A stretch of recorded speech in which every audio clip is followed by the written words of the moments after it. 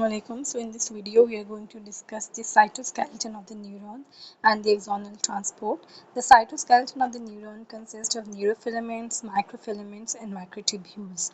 Neurofilaments are most numerous in the axon and the proximal part of dendrites, whereas the important thing to remember about microfilaments is that they are more prominent in growth cones of neuronal processes, and their function is to aid in the motility of growth cones during development.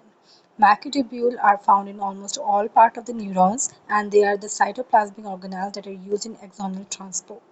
Now we are going to talk about the axonal transport.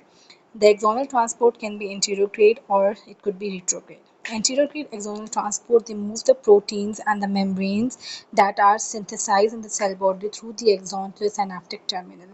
Axonal transport, the anterograde axonal transport can be fast and can be slow. The speed of fast transport is 100 to 400 millimeter per day, whereas the speed of slow axonal transport is 1 to 2 millimeter per day.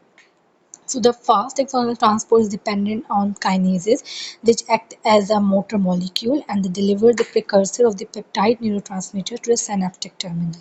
Whereas slow axonal transport is not dependent on any microtubule or ATP motor molecules, and they are responsible in transporting cytoskeleton protein, enzymes, precursor of small molecules, neurotransmitters that are transmitted to the synaptic terminal.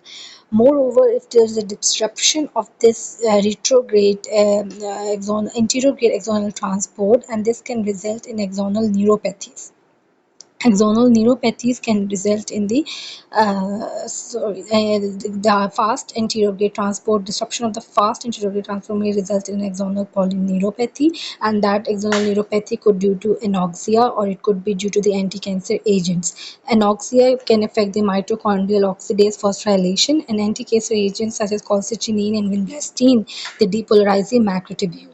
So this is about the anterograde axonal transport. If we now discuss about the retrograde axonal transport, that is responsible for returning the intracellular material from the synaptic terminal to the cell body, that can be recycled or that can be digested by the lysosomes. The speed of retrograde transport is about 60 to 100 millimeter per day, and it is dependent on another retrograde motor molecule which is known as dynein and ATPase, and it permits the communication between the synaptic terminal and the cell body by transporting trophic factors as well.